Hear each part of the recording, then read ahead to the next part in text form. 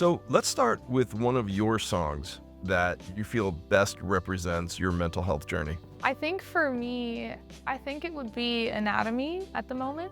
When I was younger, I dealt with a lot of struggle with not having my father around, and as I turned 18, I really faced it in therapy, which therapy was always a very scary concept for me, but as I continued to talk about it, I decided to write a song about it, which really helped me get over that fear of abandonment and people leaving me. And it had a lot to do with my anxiety as well. And I've changed a lot. I feel very proud of myself for talking about it.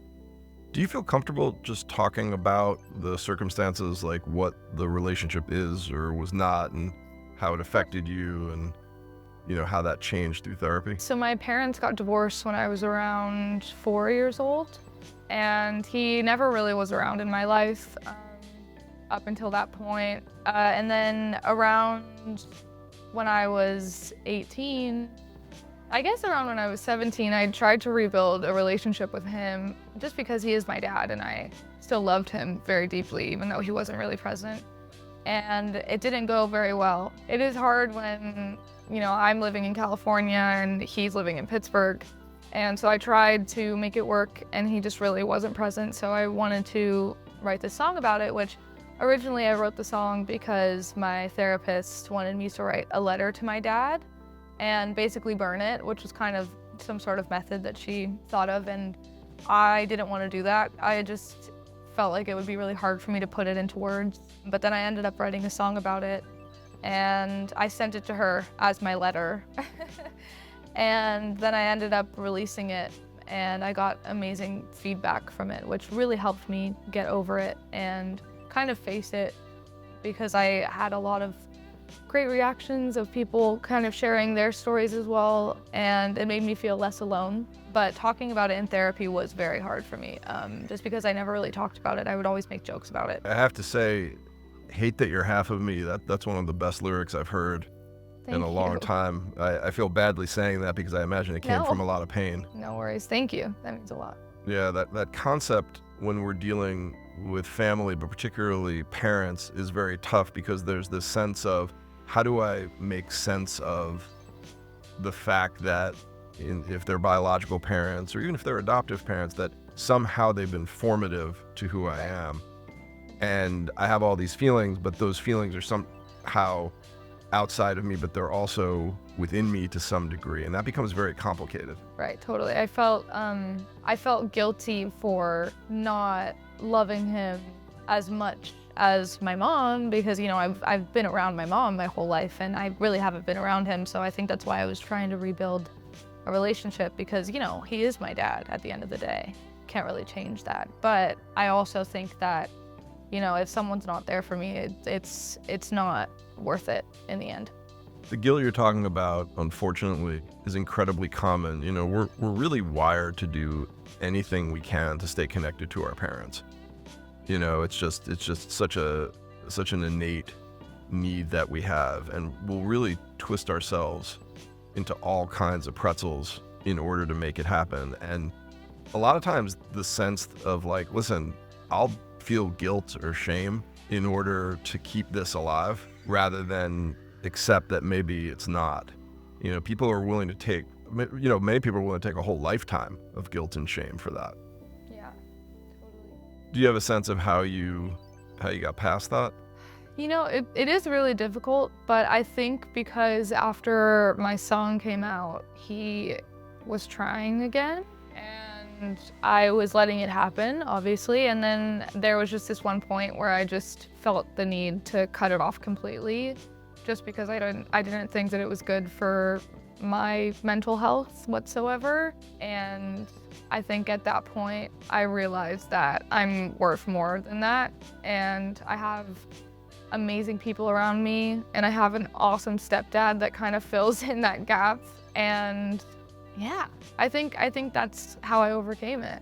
Just realizing that the people around me love me tremendously, and I don't really need that anywhere else, Do you feel comfortable talking about the places where it might have been tougher like where you were feeling that guilt, or, maybe even, again, just this is a tough subject, so whatever you're comfortable with, the arc of how it developed and how you went through the different feelings. Because I think, one of the things that's very tough for people is that being on the other end of it, where you feel like you've come to some kind of resolution, is one thing, but when we're in it, we don't ever know for sure that we're going to come to that point. Right. And so it's sort of like, how were you thinking about it along the way, I think can be helpful for people in terms of trying to understand their own journey in that regard. Of course. Well, I didn't come to terms with my feelings about him until I turned 18. I think that was like my breaking point where it kind of all just collapsed onto me. Not that I was missing out on him, it was more just I didn't have a father in my life, and I would see, my friends and family have a perfect family, and it was really hard for me during those times, and I really felt like it was my fault, which now I obviously don't blame myself because I have nothing to do with the divorce, and I was 4. But you feel guilty, and you feel like it was your fault at the end of the day. And so when I rebuilt my relationship with him, I just felt like this is what needed to happen, not for me, but for him. I felt like I owed it to him. And then, we got in this big argument because I told him that I will never call him, that he needs to call me, and that he needs to try because he's the father and I'm the kid, which should be self-explanatory, but I don't think he really understood that. And so we got in this big argument, and I think at that moment, I thought to myself, my mom would never talk to me like this, and my mom would never treat me like this, and my stepdad would never treat me like this. And so I think in that moment, I just realized that it was not worth it to fight with my dad. Yeah, I think it's very tough. I think, again, especially as a kid, but even as an adult, I find it very difficult to know how you're quote unquote supposed to behave in a relationship of any kind, really, because in an ideal world, we're all like so deeply committed to our relationships that there's a faith and a trust that everybody's trying to get there, wherever there is. So if you keep trying, it's like you'll eventually get there. And there's a lot of times where you're spending a lot of energy just trying to figure out, like, am I alone in this? Am I the only one who's giving to this? Am I giving too much? And it makes it very, very difficult, especially with a situation like this where someone's not there when you were younger, to figure out, like, how do I calibrate this? So this idea of calling someone versus wanting them to call you, let's talk about that a little bit, because I think a lot of people get very mixed messages about that in terms of how they should conduct their relationships, right? So in other words, I think some people will get the message or will give the message, listen, you have to know, like you're saying, you have to know your worth. Don't call people who aren't calling you. And sometimes there's people out there who are saying, hey, listen, at the end of the day, if you want relationships to work, you've got to put in the effort. And both of those messages are out there in the world. And I do this for a living, and I'm an older person, and I still don't really know the answer to this. So I'm kind of curious just how you came to that conclusion, because I think a lot of people struggle with that idea of how much effort should I put in. Yeah, I think for me, when I was younger, I did try to put in effort into our relationship by calling him, by trying to see him when I was home, and always being so kind and friendly and kind of acting like nothing happened. I saw him for my birthday, like on my 16th birthday, which was 5 years, I don't know. And after that, he didn't call me for like a year after that. No contact.